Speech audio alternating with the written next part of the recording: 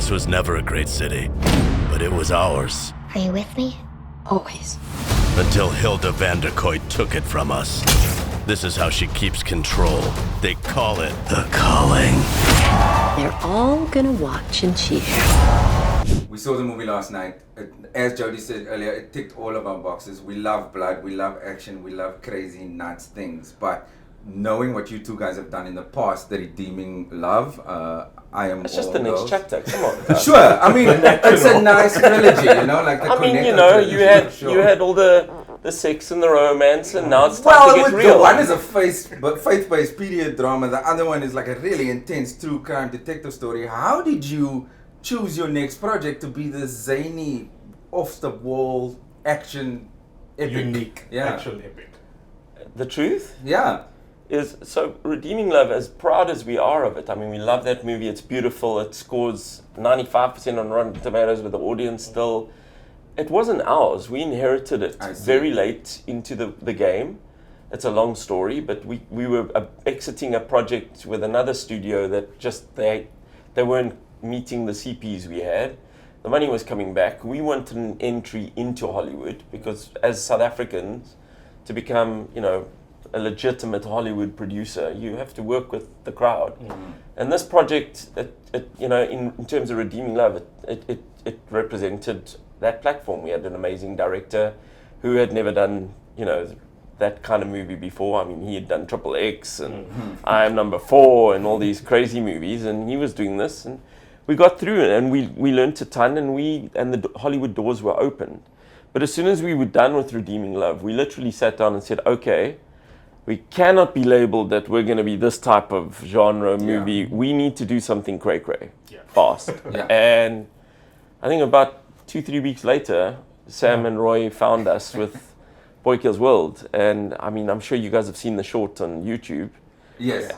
When we saw that, is that what was shown to you? Yeah, we saw the short and got the script. Yeah. So Simon and the boys had read the script, but I just had neck surgery, so I didn't know about the project. I was literally day 3 after neck surgery, and they're going, "Oh, it's so sad we can't do Boy Kills World." And I'm like, "What's Boy Kills World, and why can't we do it?" And they're going, "Well, it's not the Antiba way." And I'm going, "What is the Antiba way, boys?" You know. And so they showed me the shorts, and I almost puked. I'm not going to lie, because my blood pressure was like super low still from the surgery. But damn, it was I think 12 hours later we had the right. Yeah. Wow. I mean, that's one way to get the blood pressure out. Yeah. I actually was hospitalized the next day, but that's another story. but every movie we've done, from I'm All Girls to Redeeming Love to Boy Kills World, it's a different paradigm, different shape of movie, and they're all very different in their own way. They're not formulaic in any way. None of them were. Yeah. And obviously Boy Kills World just took that up by like a multiple of, to the power of 10. Yeah. It was just wild and crazy and fun, and we looked at it and we talked through it, and we were like, we've never seen a movie like this. We understand why it was in turnaround at a couple of other studios, and it's like, this seems like something we would just have a lot of fun with, and getting into the action motif was a big deal for us because some of our future projects we're looking at. The day the Vanderkoys killed my family and left me deaf and mute. So I made a 3-step plan. Step 1, give myself an inner voice. I took the last one I remembered from this video game. Player 1 wins. Step 2, get stronger. A lot stronger. And step 3, join a team. Welcome to the Resistance. Yeah, go team. But from the get-go, I mean, we had a gaming studio. We had an 8-year build that we were working on. Yeah. And one of the issues was, how do you build community? Because we're very much about building games in conjunction with the community, that it becomes symbiotic. And we were struggling with that because your early sort of phase of gaming isn't exactly sexy to bring the community in. So from the get-go, we were like, but hang on a second, here's an opportunity to build something because there's a game, and we basically jointly developed the Super Dragon Punch Force 3 brand while doing Boy Kills World, because guess what? Indie filmmaking isn't that hard. That's why we decided to double down and build a game too, and self-distribute. I'm being sarcastic, guys. So I have a problem with it though, because it's only on Steam, eh? No, it's on Android and Google Store today, gentlemen. Cool. Today. Yes, and we're going to build our whole big platform that we were building through the Super Dragon Punch Force universe now. So we're so excited, and there's an animated series that's coming, you know. So when we saw Boy Kills World, we knew that it lends itself to building a much bigger universe. And so we set out doing it from the get-go because, you know, Disney took 100 years to do it. We'd like to see if we can do it a little shorter than that, you know. So maybe I can ask on that point. You mentioned the action just now as well. And last night, ahead of the screening, when you were being interviewed, you mentioned that you want this action to blow away what any other, without naming companies, any other companies trying to do action-wise.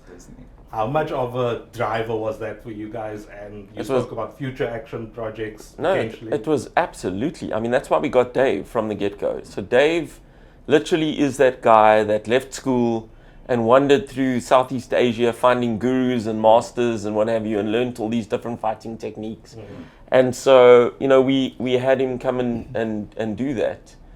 And from the get-go, he was like, he wanted like this Red Bull champion drone pilot to film some of the action sequences. And we're going, I don't know how that, and we were flying through legs and stuff while the fights were happening.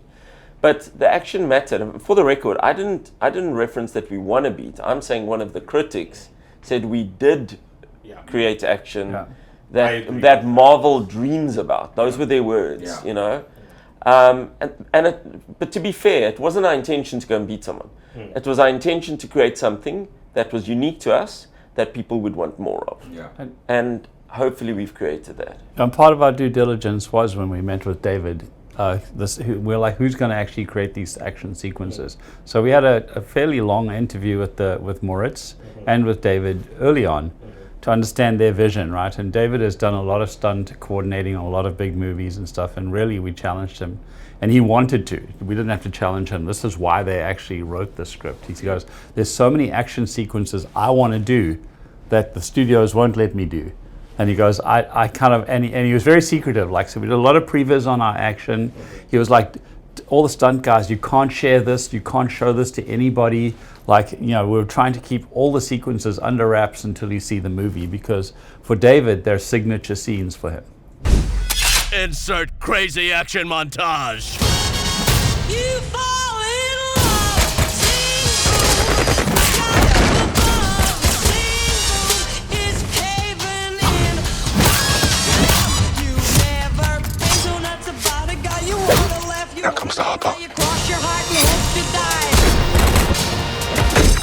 Going off that, there's so many things that we enjoyed about Text Helmet was amazing, Gun Punch, claw fight, without spoilers. I mean, there's so many things that we loved. What is your favorite, even if it's action or a moment, what are both your favorite parts of this film? I can't choose a favorite, there's so many. But in terms of action, in terms of the action scene, I want to tell you, while we were filming it, I was like, how are we ever going to get this on the screen? Because it just was so graphic while we were doing it. But the worst one from that perspective was without a doubt the cheese grater scene. I literally thought we're wasting our time. There's no way this is going to make it into the movie. It's so good. Okay? And we pushed through with it. I have to tell you, I was nauseous that day, guys. I'm not going to lie. It was graphic, okay?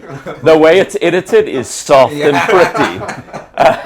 It was rough. But, hey, we pulled it through. And, I mean, the claw scene, everybody gasps. Everybody without fail. In fact, Bill's reps told us, we've crossed the line there. We shouldn't have gone. But hey, I think when you're watching the movie, if you're just seeing violence, then you're gonna get the wrong story. You have to see the art in the violence. It's a satire. It's poking holes at fascism. And I won't name who the Vanderkooys could be, but there's a bunch of Vanderkooys out there right now. And so we were basically just trying to get people to think about what's really happening in the world with a crazy, over-the-top, totally totally wild storyline. You know, and so that's what we set out to do. And tonally, we never take it ourselves too seriously. Yeah. That was always the plan. Like, you know, obviously the final fight scene for me is just amazing. I won't. The choreography, please, no spoilers. the choreography was amazing. But like most of us would have been knocked unconscious in the first 15 seconds.